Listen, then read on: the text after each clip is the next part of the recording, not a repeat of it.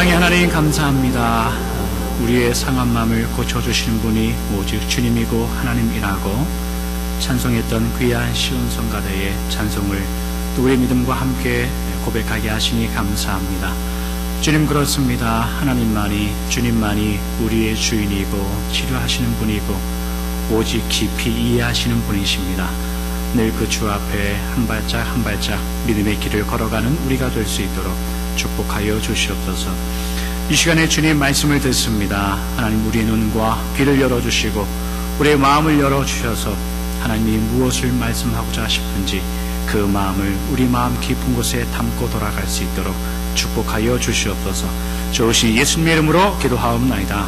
아멘. 말씀은 룻기 1장 19절에서 22절까지의 말씀을 보도록 하겠습니다. 제가 가진 성경으로 구약 성경 403페이지에 있습니다. 룻기 1장 19절에서 22절까지의 말씀을 보도록 하겠습니다.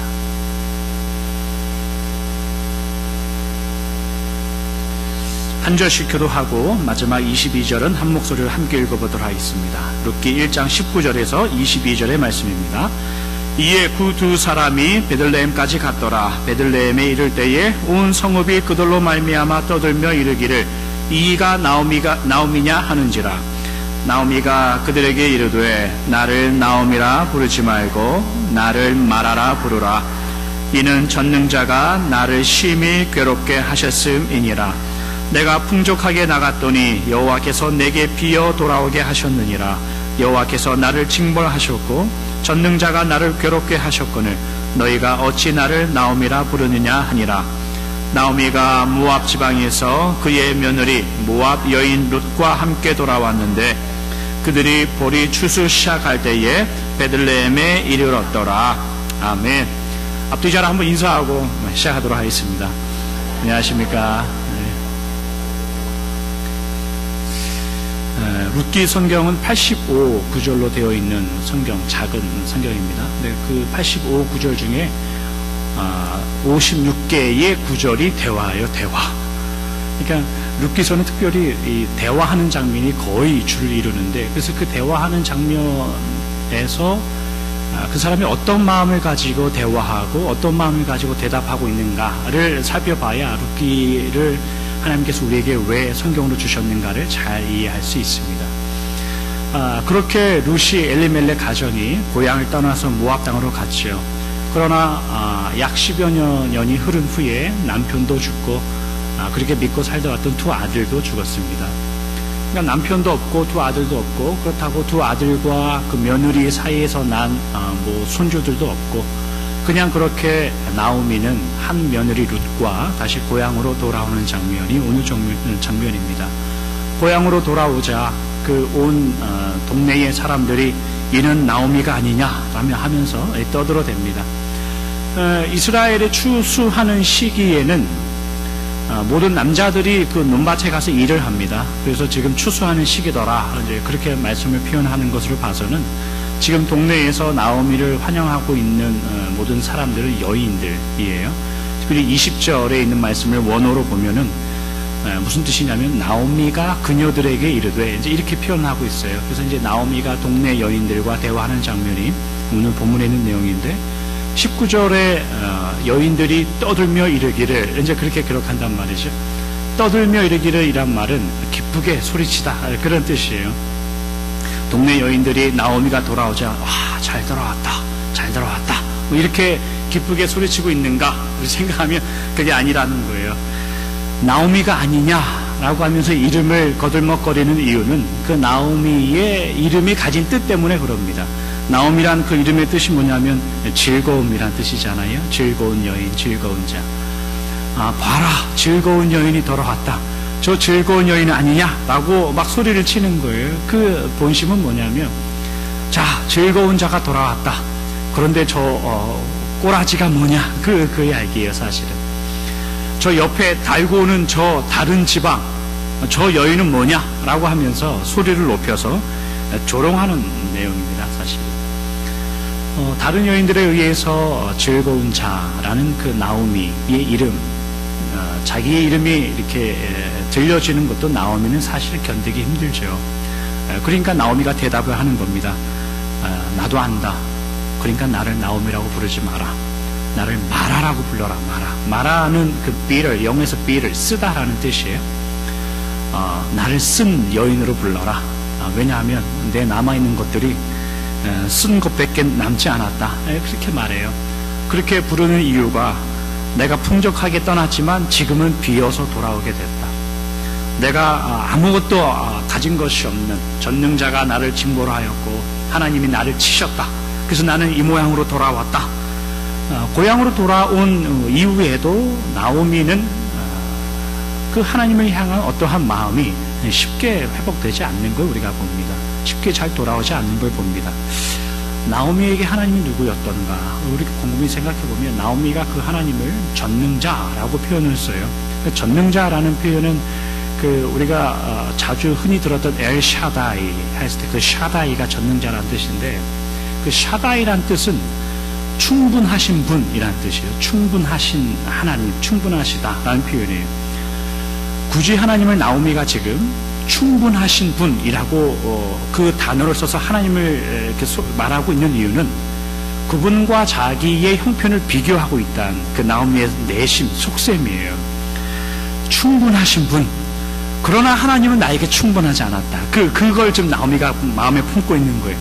뭐라도 하실 수 있는 충분한 분이라고? No, 나는 그렇게 생각하지 않는다. 나는 쓴 여인이다. 전능자라고 웃기지 마라. 나에겐 다 앗아갔다. 그거예요. 왜 나오미는 충분하신 분, 그 하나님을 나에게 다 뺏어갔는가, 이 말을 마음을 가지고 있는가는 본문에는 딱 한 가지밖에 이유가 나오지 않아요. 여러분들이 21절에 보면 나오미가 그렇게 말하고 있는 이유는 내가 풍족하였으나 지금은 비어 돌아왔기 때문이다. 이거밖에 없어요. 나는 풍요로웠다. 그러나 나는 지금 비었다. 그러니 하나님은 전능자이냐? 웃기지 말아라. 그거예요. 여러분은 이런 나오미의 고백과 이런 마음, 이런 신앙에 대해서 여러분 어느 정도 동감을 하십니까? 나에게 다 뺏어갔으니 그는 전능자 충분하지 못하다. 여러분들 만약에 그 동네에서 이 말을 듣고 있는 한 사람으로, 한 여인으로, 아니면 동네 주민으로 거기에 있다면 여러분들은 나오미에게 뭐라고 이야기해 줄 겁니까? 맞다. 너 옛날에는 좀 있어 보이는데 지금 아무것도 없는 거 보니까 너희 하나님은 전능자가 아닌 것 같다. 그렇게 동의를 하실 겁니까? 아니면은 나오미에게 나오미, 당신은 뭔가 큰 하나님에 대한 오해를 가지고 있는 것 같다라고 말을 하실 겁니까? 우리는 당신이 뭔가 큰 오해를 하고 있는 것 같소 라고 이야기해 줄 거예요. 아마 말은 그렇게 해줄 겁니다. 저라도 그렇게 해줄 거예요. 그러나 우리의 기도 제목들, 여러분들이 하시는 하나님께 드리는 기도의 제목들 같은 거 한번 곰곰이 한번 생각해 보십시오. 과연 그런 말을 서스름 없이 해줄 수 있는가 생각하면 이게 쉬운 대답이 아닙니다. 사실은 하나님을 믿는 성도들, 자녀들, 신자들에게 그 풍요로움이 뭔가, 비어있다는 게 뭔가를 우리가 한번 생각해 볼 필요가 있어요. 그래서 오늘은 그 성도들이 가진 풍요로움이 뭔가를 한번 생각해 보죠. 가끔 이렇게 목회를 하다가 성도님들 만나는데 사는 것, 그 다음에 삶의 여러 가지 문제들을 가지고 있는 성도님들을 가끔 만날 때가 있습니다. 신방을 가거나 이제 만나서 이야기해 주면 우리가 보통 어떤 권면을 합니까? 아이고, 힘을 내십시오. 용기 내십시오. 하나님이 함께 하실 겁니다. 이제 그런 용기를 내죠. 우리는 거기까지만 우리가 할 일이에요. 더 나아가서는 안 돼요. 근데 이제 그렇게 신방 잘 마치고 와서 뒤를 돌아서는 우리가 가끔 한쪽 구석에 무슨 생각을 갖냐면, 무슨 마음을 갖냐면, 야, 신앙생활 똑바로 안 하면 저렇게 되는구나. 이런 고약한 생각을 할 때가 있어요. 아니면은 아이고, 하나님, 저 사람이나 나나 뭐 별반 다르지 않는데 저 사람보다 나는 괜찮으니 감사합니다. 뭐 이런 고약한 생각을 할 때가 있어요. 근데 절대로 그 옳은 생각 아닙니다, 여러분. 못난 생각들이래요. 우리가 신앙생활하면서 오해하는 것이 있다면 뭐냐면, 하나님과 우리와의 관계 속에 우리가 잘하면 하나님께서 우리에게 복을 주실 것이고 보상을 해 주실 것이고, 잘못하면 징계를 받을 것이다 라는 생각으로 신앙생활을 할 때가 참 많아요. 그런 마음들이 여러분들의 신앙의 기쁨과 자라남에 어떤 도움이 된다면 그런 마음을 가지셔도 돼요. 그러나 그런 생각들이 쌓이고 쌓이면 나중에 부작용이 일어나요. 어떤 부작용이 일어나는가 하면 그런 인과응보적인 마음들이 있잖아요. 우리가 잘하면 하나님이 보답을 주실 것이고 잘못하면 징계를 할 거다. 이게 나중에 쌓이고 쌓이면 어떤 부작용이 일어나냐면 신앙생활이 하는 것이 굉장히 겁을 먹고 합니다. 겁을 먹고. 그러니까 은혜의 하나님보다 두려운 게 더 먼저 찾아와요. 그래서 우리의 삶 가운데 어떤 일이 생기면은 야, 너만 뭐 잘못했는지 한번 잘 생각해봐. 이게 먼저 나오는 거예요. 뭐 무슨 일이 생기면 너 무슨 죄 짓는지 한번 생각해봐. 뭐 이런 마음이 먼저 나오는 거예요. 반대로 생각하면 어떤 부작용이 또 일어나냐면 하나님 지금 정도 살면 뭐 더 필요한 것 없으니까 하나님 비단지고 자식들 다 시집장가 가고 이랬으니까 하나님 이만하면 됐습니다 하는 마음이 있거든요. 그것 때문에 아주 적당하게 살아갑니다. 신앙생활 적당하게 살아간다고요.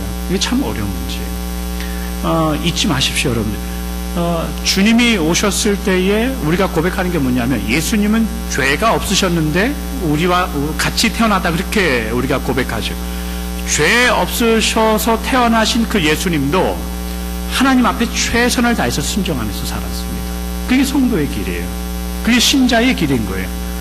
죄 없으신 그 예수님도 최선을 다하여서 주님께 묻고 하나님께 묻고 하나님께 물어서 그것이 무엇인지 옳은 게 무엇인지 물어서 결정하고 최선으로 순종하면서 살았다고요. 그게 하나님의 자녀들에게 요구하시는 최선의 삶인 거예요. 근데 어떤 인과응보적인 마음만 남아있으면 우리는 아이고 하나님 이 정도면 적당합니다 라고 하니까 더 나아가지도 못하고 그냥 이리저리 사는 거죠. 이거 가난한 겁니다. 성도가 풍요롭다라고 생각할 때 풍요로운 게 뭔가라고 생각하면 마태복음 6장 33절 34절 함께 읽어보도록 하겠습니다. 시작. 그런즉 너희는 먼저 그의 나라와 그의 의를 구하라. 그리하면 이 모든 것을 너희에게 더하시리라. 그러므로 내일 일을 위하여 염려하지 말라. 내일 일은 내일이 염려할 것이요 한날의 괴로움은 그날로 족하니라. 아멘. 우리가 잘 아는 말씀이죠. 먼저 하나님의 나라와 하나님의 의를 구하라. 그러면 이 모든 것을 채워줄 것이다. 의를 구하면 모든 것을 채워주겠다, 이 말이 아니라 하나님의 나라를 구하는 자들은 모든 것을 가진 자이다 라는 표현이에요. 그렇게 이해하셔야 돼요. 그것이 풍요예요. 풍요.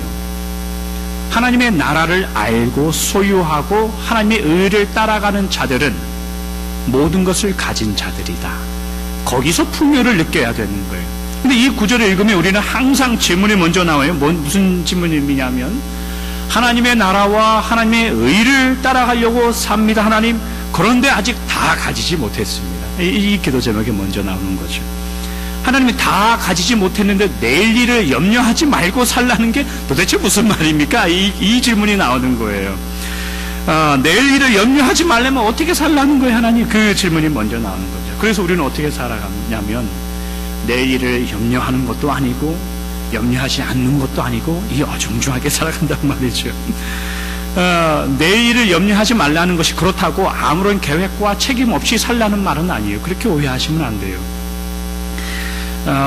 하나님도 우리에게 일용할 양식을 위해서 기도해라, 그렇게 이야기한단 말이죠. 우리도 주기도문을 통해서 하나님 우리에게 여러분들 일용할 양식을 위해서 기도하십시오. 당연한 마땅한 기도예요. 그러나 하나님께서 주신 모든 것을 가졌으니 내일 일을 염려하지 말라라는 의미는 뭐냐면 하나님의 나라와 하나님의 의를 구하며 사는 성도님들, 신자들, 하나님의 자녀들은 우리가 계획하고 내가 생각하는 내일의 그 어떤 것, 내일의 그 어떤 것으로 우리의 삶이 보장되거나 견고해지지 않는다. 그것을 믿고 살아라 이거예요. 어려운 문제예요. 우리가 생각하는 내일의 것 하면 보통 내일의 것이 뭡니까? 여러분들이 여기 계신 어느 분이라도 오늘 저녁에, 어제 저녁에 주무시면서 하나님께서 내일은 나를 통하여 어떤 하나님의 의를 이루어 가실까? 그런 기도의 제목으로 주무신 분 계십니까? 없어요. 보통 밤에 무슨 생각을 하며 주무십니까? 내일은 뭐 먹고 살까? 그거 걱정하고 그 생각을 가지고 저녁을 사는 거예요. 내일 일어나서 우리 집안 일, 내 가정 일, 내 직장 일, 내 남편과 아내, 내 자식, 내 부모의 일, 그걸 어떻게 해결하고 살까? 그 생각을 하면서 하루를 마감하는 겁니다. 그 모든 것들이 내일 일이라는 거예요. 그럼 그런 것들 신경 안 쓰고 그냥 사는가? 아니에요. 그런 거 그렇게 오해하지 마십시오. 그런 것들을 모든 것을 포함하고 있는 내일이라는 그 일들이, 그런 관계 속에 여러분들이 있는데, 그런 일들이 여러분들의 삶과 여러분들의 믿음 생활에 있어서 안정감을 확보해 준다라고 생각하지 마시라. 그게 하나님의 나라와 하나님의 의를 구하고 사는 거예요. 그것을 내가 열심히 가꾸고 확보하면은 나의 삶의 안정감을 누릴 거다, 보장받을 수 있다. 그렇지 않다는 겁니다. 하나님은 우리가 안정감을 갖고 보장을 받고 살고 싶어하는 그 어떤 내일의 일들, 그런 것들이 우리가 하나님의 나라와 하나님의 의를 구하며 살아가는 그 삶의 효과적인 일을 하는가? 그렇지 않다는 겁니다. 그렇지 않음을 고백해낼 수 있는 것, 그것이 하나님의 나라를 먼저 구하며 사는 겁니다.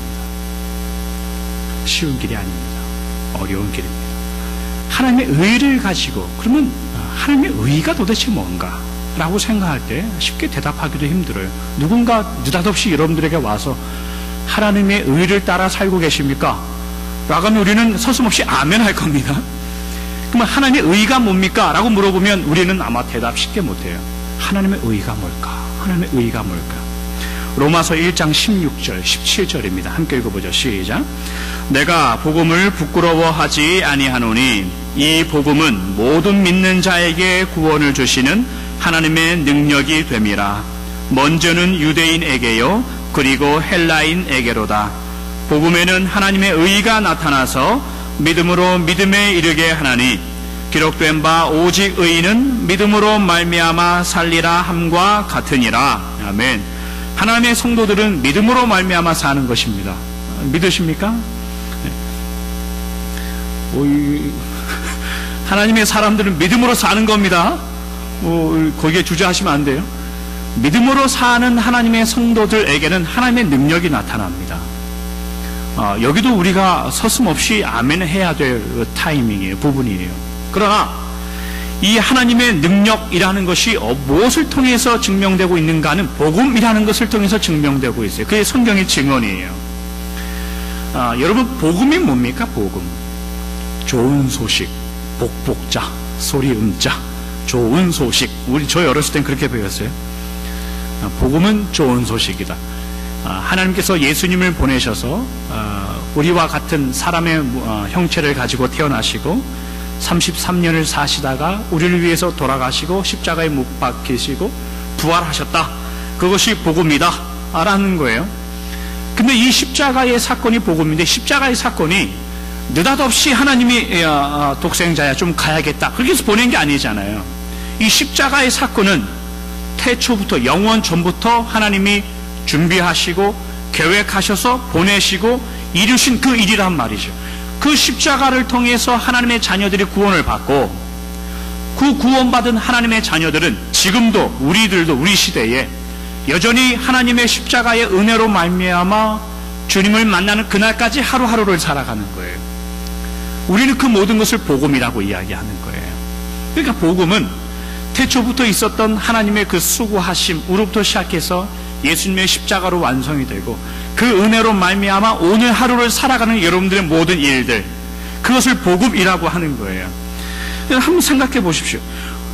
복음이라는 것은, 그러니까 우리 편에 있어서는 십자가라는 복음이 그 결과로 구원과 영생이라는 결과를 얻었기 때문에 우리에게는 복스러운 소식이죠. 우리에게는 좋은 소식이에요. 반대로 한번 생각해 보세요. 하나님 편에서는 어떨까요? 하나님 편에 있어서 복음은 뭘까요? 영원 전부터 태초에 에덴 동산을 지으시고 아담과 하와를 거기다 두셨습니다. 그랬더니 이 잡것들이 거기서부터 죄를 짓기 시작합니다. 아무리 사람들을 보내고 선지자들을 보내고 모세를 보내고 제사장들을 세우고 왕들을 세워도 이놈들이 도대체 돌아오질 않습니다.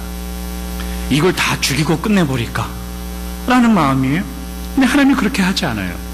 뭘 하냐면 거기서 하나님이 견딘단 말이죠. 누구까지 보내기까지 견디냐면 아들 독생자까지 보내기까지 참으시는 거예요. 그 오늘날 우리는 그 은혜로 말미암아 구원받아서 하나님의 자녀로 살아갑니다라고 하지만 여전히 우리는 또 우리 마음대로 각기 제 길로 갔거늘 그 길로 살아간단 말이죠. 이러한 것이 복음이라면 하나님 편에 있어서 복음은 뭘까요? 오래 참음, 견디심, 용서하심,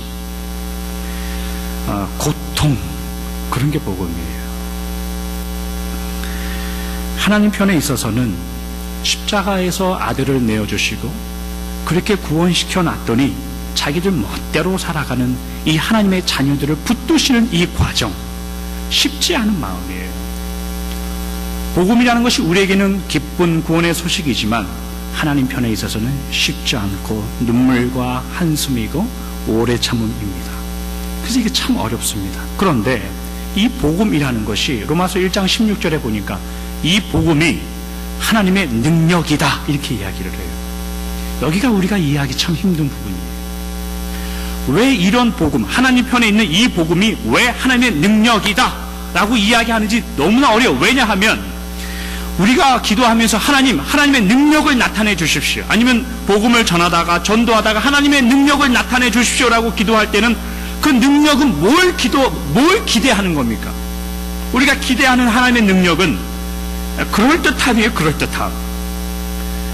사도행전에 나오는 병자가 일어나고 갑자기 믿는 자들이 수천 명씩 생겨나고 그러한 것이 하나님의 능력이란 말이죠. 우리가 기대하는 능력. 그러나 복음에는 하나님의 능력이 나타난다고 이야기할 때 그 능력은 도살장으로 끌려가는 어린양, 우리가 기대하는 능력이 아니란 말이죠. 우리가 생각하는 그런 기적과 환희와 감동, 그런 것이 아니란 말이죠. 그렇기 때문에 복음이라는 것은 세상적인 눈으로 바라보면 미련한 거예요. 그래서 복음은 십자가는 미련한 것이다. 그러니까 여러분들과 저나 우리는 그 미련함 속에 사는 거예요. 그러나 믿음의 눈을 뜨고 하나님의 은혜의 눈으로 그 복음을 바라보면 우리는 이것을 부끄러운 것으로 생각하지 않죠. 이것을 우리는 능력이라고 합니다. 그럼 이 속에 성도의 부요함이 있습니다. 세상은 야 그까지 것 가지고 되겠냐? 그러면 우리는 그 정도면 충분합니다. 세상은 야 그런 미련한 짓 하지 마라. 우리는 그것이 우리의 능력이다. 세상은 너 그거면 충분하겠냐? 우리는 충분합니다. 왜일까요? 하나님이 그렇게 일을 인도하시고 하나님이 그렇게 역사하시고 함께 하시고 하나님이 그 복음의 역사를 그렇게 이끌어 간다는 것을 우리는 성경을 통해서 배우게 됩니다.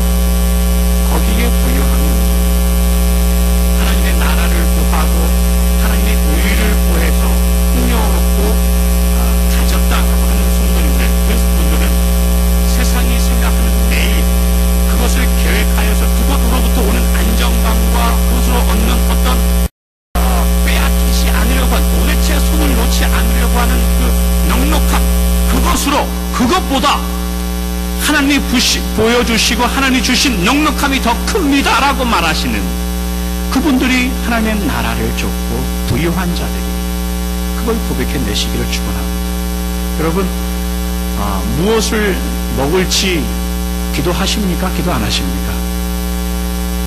기도하면서 하십시오. 무엇을 입을까? 염려하며 기도하십니까? 기도 안 하십니까? 기도하십시오. 무엇을 입을까? 염려하며 기도합니까? 안 합니까? 기도하면서 하십시오.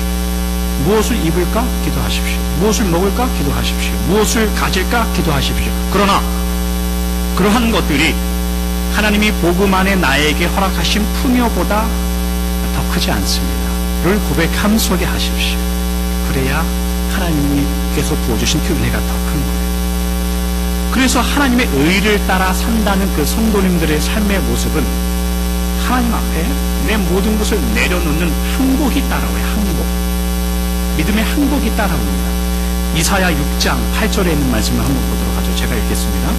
내가 또 주의 목소리를 들으니 주께서 이르시되 내가 누구를 보내며 누가 우리를 위하여 갈고 하시니 그때에 내가 이르되 내가 여기 있나이다 나를 보내소서 하였더니 하나님의 마음이요 내가 과연 저 죄짓는 이스라엘 백성들을 위해서 누구를 보낼까? 그러니까 선지자 이사야가 하나님 제가 가겠습니다. 이제 그래요. 그래서 9절과 10절 내용이 어떻게 이어지냐면 함께 읽도록 하겠습니다. 시작. 여호와께서 이르시되 가서 이 백성에게 이르기를 너희가 듣기는 들어도 깨닫지 못할 것이요 보기는 보아도 알지 못하리라 하여 이 백성의 마음을 둔하게 하며 그들의 귀가 막히고 그들의 눈이 감기게 하라. 염려하건대 그들의 눈으로 보고 귀로 듣고 마음으로 깨닫고 다시 돌아와 고침을 받을까 하노라 하시기로. 하나님이 누구를 보낼까? 이사야가 하나님 제가 가겠습니다. 그래 이사야야 가서 이스라엘 백성들을 회개하고 나에게 잘 돌아올 수 있도록 권면하고 와라. 그렇게 보내야 돼. 그게 우리가 생각하는 레파토리고 스토리란 말이죠. 근데 오늘 이사야, 예수님, 하나님께서 이사야를 부르시는 이 장면을 보니까 하나님께서 이사야에게 뭐라고 이야기합니까? 가서 마음을 둔하게 하고 가서 귀를 막아버려라. 그리고 가서 눈을 감겨버려라. 이렇게 말한단 말이죠. 이 장면을 보면 우리는 의아해해야 돼요. 하나님 왜 이러실까? 각군대로 흘러가지 않네? 하나님이 이러시는 의도가 뭡니까? 라고 생각해야 돼요. 하나님의 마음을 잘 생각해보면 잘 생각해보십시오. 이제 곧 이스라엘은 그 죄로 말미암아 바벨론으로 이제 포로로 끌려가는 그 끌려가기 바로 직전의 모습이에요. 이스라엘 백성들이 하나님을 향하여 그 마음이 둔하지 않아서 하나님이 이사야를 보내서 둔하게 만들라 그렇게 만드는 거예요. 이스라엘 백성들이 하나님을 향해서 귀를 막고 있지 않기 때문에 하나님 언제든지 말씀하십시오. 귀를 열고 있습니다. 그런 상태이니까 하나님이 보기 싫어서 가서 귀를 막으라고 하는 걸까요? 죄를 짓는 이스라엘 백성들이 하나님을 향해서 언제나 눈을 초롱초롱히 뜨고 있어서 하나님 언제나 바라봅니다. 그러고 있는데 하나님이 그 눈을 가리라고 이사야를 보내시는 걸까요? 그렇지 않습니다. 그들은 이미 마음이 둔해져 있고 이미 귀를 막고 있고 이미 눈을 가리고 있어요. 그 자들에게 이사야 선지자를 보내서 마음을 둔하게 하고 귀를 막고 눈을 막아라. 이 하는 저희가 뭐냐 이거예요. 하나님의 마음. 하나님의 마음은 이거예요. 내가 저놈들을 이제는 바벨론으로 보내서 징계를 할 거다. 그런데 저것들이 눈을 뜨고 귀를 열어서 나를 바라보면 내 마음이 흔들리지 모르니까 아예 감겨버려 귀를 막고 와라. 그 하나님의 마음. 이런 하나님의 마음을 보면서 우리가 이해하기 힘들어요. 왜냐하면 하나님 사랑하시면 막고 있는 자녀들의 귀를 열어주셔야지. 하나님 사랑하시면 눈 감고 있는 자녀들의 눈을 뜨게 해주셔야지. 아니 막고 있다고 더 막고 가리고 있다고 더 가리고 오면 어떻게 합니까? 그런 마음 생각을 가질 수도 있죠. 그러나 잘 생각해 보십시오. 부모라는 존재는 밖에서 놀다가 옷 더러운 거 입고 오면은 이놈을 밧줄로 묶어서라도 옷을 벗기고 샤워실로 들여보내야 돼요. 아무리 자녀를 사랑한다고 해서 그냥 피곤하니까 침대 가서 자라 그런 부모는 없죠. 밖에서 놀고 들어오면 손발 밑에 때가 들어있으면 이놈 몸을 묶고서라도 손톱 발톱을 깎고 샤워를 시키고 들여보내. 그게 부모의 마음이시요. 하나님의 마음은 그거예요. 지금 이스라엘을 바벨론으로 포로로 끌려가게 하는 이 하나님의 본심을 우리가 이해하셔야 돼요. 그럼 여러분들이 만약에 이사야 선지자라고 생각하거나 아니면 이스라엘 백성들 중에 한 명이라고 한번 생각해 보십시오. 하나님이 가서 귀를 막게 하고 마음을 둔하게 하고 눈을 가리고 와라 라고 이야기했을 때 여러분들은 하나님 제가 가서 기꺼이 그놈들을 묶고 오겠습니다. 그렇게 기도하실 겁니까? 아니면 하나님 그러면 하나님 은혜로우신 사랑이 많으신 하나님이 아니지요. 이렇게 말을 할 겁니까? 하나님 앞에 반항하여서 우리의 눈을 뜨게 해주십시오 라고 이야기할 겁니까? 하나님 제가 바벨론으로 가겠습니다 라고 해서 항복하여 가겠습니까? 이거 어려운 문제가 우리 앞에 있습니다. 실제로 이스라엘 백성들은 못 가겠다고 이스라엘 땅에 버티고 안 간 친구들이 있어요. 근데 그 친구들은 다 죽습니다. 멸절되고. 그리고 바벨론으로 포로로 끌려간 친구들만 나중에 살아서 돌아오죠. 이런 하나님입니다. 우리는 하나님의 인도하심 앞에 우리의 부족 앞에 때로는 항복이라는 것과 하나님의 은혜로움이라는 것 사이에 우리가 대치하고 있을 때가 참 많아요. 우리가 하나님 은혜로우신 하나님이 이렇게 넉넉하신 하나님이 충분하신 하나님이 이래서 되겠습니까? 라고 이야기할 때가 참 많죠. 하나님의 진실한 마음은 이해하지 못한 채. 그러나 이스라엘 백성들을 향한 하나님이 보여주시는 그 자녀된 그들의 풍요로움과 풍성함은 어디서 나타날까요? 광야의 길에서 나타났고 바벨론으로 가는 그 길에서 나타난 겁니다. 사실 우리도 마찬가지입니다, 여러분. 여러분의 인생과 삶 가운데에 이런 일이 너무나 많이 일어납니다. 풍요로움 하나님 제가 어디서 확인해야 될까요? 하나님께서 주시는 그 은혜를 하나님 제가 어디서 확인해야 될까요? 내일 제가 자고 일어나면 제 주방에 제 거실에 금두꺼비 한 마리 좀 놔주십시오. 제가 그거 닦으면서 하나님 은혜와 사랑을 생각하겠습니다 라고 생각할 수도 있겠지만 하나님은 그걸로 안정감이나 무엇을 확보했다고 너희들이 하나님의 의와 나라를 따라가는 것에 그것이 도움이 된다고 생각하지 말아라. 그것들을 염려하지 말아라. 그렇게 이야기하는 거죠. 하나님이 주시는 그 풍요로움, 하나님이 주시는 그 여유와 넉넉함, 그것을 어디서 확인해야 되는가? 우리의 삶을 함께 걸어가시는 그 주님의 동행하심. 하나님이 이스라엘을 바벨론으로 보내신 이후에 너희 이놈들 거기서 잘 고생 좀 하고 와라. 그리고 보내는 게 아니라 하나님은 그 바벨론을 함께 따라갑니다.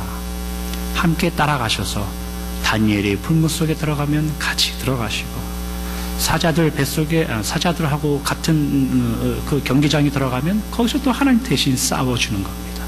하나님을 거기서 확인하십시오. 여러분들의 믿음의 인생 가운데 풍요롭다는 것을 거기서 확인하십시오. 풍족하였는데 비어있더라. 거기서 확인하는 부족한 사람 되지 마시고 어느 길에 있더라도 그곳에 함께 하시는 주님 때문에 내가 풍족하고 그 길을 내가 걸어갑니다. 거기서 여러분들의 믿음을 확인하십시오. 말씀을 정리하도록 하죠. 나오미가 고향으로 돌아왔습니다. 룻을 데리고. 근데 여전히 하나님을 향한 그 마음이 전능자, 충분하신 분, 그 마음 한쪽 구석에는 하나님이 나에게 언제 충분한 적이 있습니까? 그 마음이에요. 하나님이 나에게 언제 전능한 모습으로 나타난 적이 있습니까? 그 마음이에요. 그러나 이제 앞으로 2장부터 나오는 모습은 하나님께서 그 나오미와 룻을 통하여 나오미에게 네가 무엇을 가지고 있지 않고 무엇을 가지고 있는가를 내가 확인시켜 주겠다 라고 하는 하나님의 마음이 2장부터 드디어 시작하는 겁니다. 우리를 향한 하나님의 그 본심은 이사야 65장 1절에 보니까 이런 기록이 있어요. 나는 나를 구하지 아니하던 자에게 물음을 받았으며 나를 찾지 아니하던 자에게 찾아냄이 되었으며 내 이름을 부르지 아니하던 나라에 내가 여기 있노라 하였노라. 무슨 말일까요? 너희들이 비록 나에게 묻지 않았어도 구하지 않았어도 내가 물음을 받았다. 이게 아니 물은 사람이 없는데 어떻게 하나님이 물음을 받았다라고 이야기하는 걸까요? 너희들이 묻지 않아도 내가 니네 마음을 먼저 알겠다 그 마음이에요. 나를 찾지 아니한 사람들에게 내가 찾은 바 되겠다. 이게 무슨 말이에요? 아니 찾지 않았는데 왜 찾은 바가 돼요? 너희들이 나를 찾지 않았어도 내가 안 보여도 숨어있다 생각하지 말아라 그 말이에요. 내 이름을 부르지 아니하던 그 사람들 그 나라에 내가 내 이름을 불렀다. 내가 여기 있노라 라고 내가 생각하겠다. 그 말은 너희들이 내 이름을 부르지 못할지라도 먼저 내가 너희들에게 나타나겠다. 이게 하나님의 본심입니다, 여러분. 우리가 잘하면 하나님이 나타나시고 여러분들이 못나면 하나님이 징계하시고 우리 하나님 아버지를 그렇게 생각하지 마십시오. 그리고 유치한 세상 신들처럼 만들지 마십시오. 여러분들을 사랑하시는 하나님 아버지의 마음을 그렇게 세상의 잡신들과 성격들과 비교하지 마십시오. 여러분들을 향한 여러분들이 풍성해질 수 있는 그 이유와 근거는 여러분들이 구하지 아니하였을 때에 여러분들의 마음과 믿음을 먼저 듣겠다 이거고 여러분들이 찾지 못했을 때에 여러분들에게 먼저 나타나겠다는 거. 여러분들이 하나님의 이름을 부르지 않아할 때에 하나님이 먼저 찾아오겠다는 겁니다.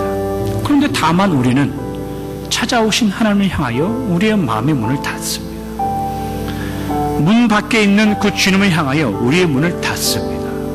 그리고 다른 곳을 쳐다보고 좁고 협착한 길로 믿음의 길을 거는 게 아니라 우리가 가고 싶은 넓적한 길로 갑니다. 믿음의 길은 좁고 협착합니다. 그 길로 살아내시고 그 한 걸음 한 걸음 걸어가는 그 속에 여러분들의 풍요로움이 있다는 것을 늘 기억하셔서 돌아오는 한 주간 주님의 이름으로 승리하시고 여러분들을 향한 하나님의 본심을 아셨다면 여러분들도 진심을 가지고 하나님 앞에 나아가십시오. 기도하겠습니다. 하나님 감사합니다. 나오미가 고향으로 돌아왔습니다. 하나님 언제 전능하신 적이 있는가? 오히려 나의 가진 것을 다 빼앗는 분이 아닌가? 이렇게 하나님 앞에 한탄합니다. 그러나 하나님이 그 나오미를 향해서 풍족한 것이 무엇인가를 보여주실 것이고 하나님을 아는 자, 하나님이 선택된 그 자녀들의 여유가 무엇인지를 앞으로 증명하실 것입니다. 하나님이 그 십자가의 구원과 복음을 통해서 우리를 하나님의 자녀로 만드셨고 우리를 풍족하게 하셨습니다. 그러나 주님, 우리는 늘 내일 일을 걱정합니다. 내일 일에 그것을 확보하고 그것을 가지고 있는 것으로 우리의 삶이 여유가 넘칠 줄 알고 우리의 삶에 풍족해질 줄 압니다. 하나님, 그러한 가난한 길을 걷지 않도록 하여 주시고 오직 함께 하시고 오직 인도하시는 하나님 때문에 여유롭고 풍족한 삶을 살아갈 수 있도록 인도하여 주시옵소서. 우리가 찾지 아니하여도 찾은 바 되고 묻지 아니하여도 우리에게 다가오시고 하나님의 이름을 부르지 못할 때에도 우리에게 나타나시는 그 하나님의 본심을 우리가 배웠습니다. 그러니 주님, 우리도 진심을 향하여 하나님을 향한 우리의 마음의 문을 열게 하시고 우리도 진심을 향하여 하나님 아버지와 동행하며 살아갈 수 있도록 축복하여 주시옵소서. 좋으신 예수님의 이름으로 기도하옵나이다. 아멘.